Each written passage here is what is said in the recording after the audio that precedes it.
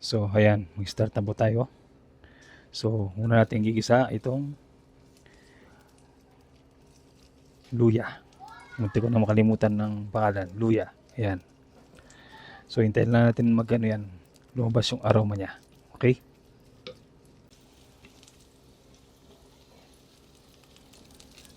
Lumabas na yung aroma ng ating luya. So, susunod natin yung sibuyas at bawang. Or bawang at sibuyas. Ito po ang ating bawang.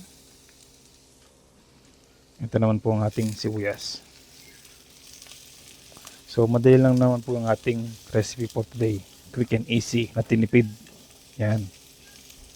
So, hintayin lang natin lumabas yung mga aroma ng ating mga aromatics. Ang sarap ng amoy, grabe. Magigisa ka pa lang, masarap ng amoy. So, ang next step po natin, lalagyan na po natin yung manok po natin. Yan. Chicken, quarter leg po yan, quarter leg. Sabay na po natin tong patis. Yan. Lalagyan din tayo ng paminta. Yan. Damihan natin. Haluin natin. Yan. Hanggang mag-brown yan.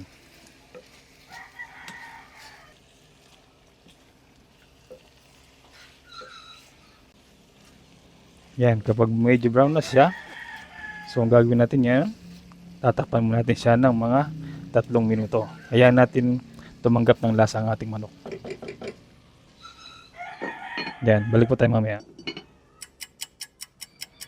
Yan, buksan na po natin after 3 minutes. Yun no, panalo. Grabe. Next step po natin, maglalagay na po tayo ng tubig. Yan. So, depende po sa inyo yan kung gaano karami.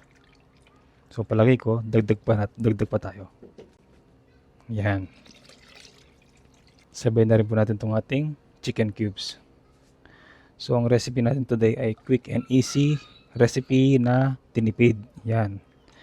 So, haluin lang natin sandali. Tapos, takpan natin ng 15 to 20 minutes. So, palalambutin natin yung manok. Yan. Balik po tayo mamaya. Ayan. Makalipas po ang 20 minutes. Yun know, kulong-kulo na. Tapos, makita nyo, lumulutong po yung mga manok. So, ibig sabihin, wala na silang water content. Luto na sila. So, ang next step natin, maglalagay tayo ng beaten eggs. Yan. Ikot natin. Yan. Para siyang egg drop. Diba? So, haluin natin ng dire-diretso yan. Yan. Ganyan lang. Ayan. So, proceed na tayo sa next step. Ito po ang ating next step. Lalagay po natin itong ating miswa. Yan. Haluin natin. Haluin natin ng sandali. Yun. So, takpan natin ng mga 3 minutes. Balik po tayo mamaya. Ayan, balikan po natin. Yun no. So, ilalagay po natin itong ating tokwa. Actually, patapos na tayo. Yan. Lalagyan din natin itong ating patola. Yun. Haluin lang natin yan. Yan. Tapos takpan natin ng 2 minuto.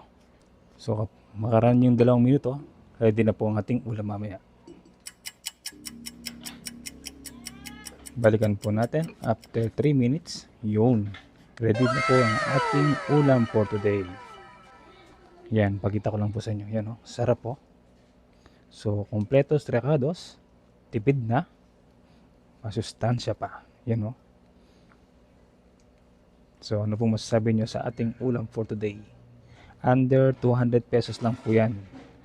So, kung 5 po kayo, pwede nyo pong kainin to twice. Yan, no? Pakita ko lang po siya ng malapitan. Diba? Ang sarap, no? Tingnan nyo po.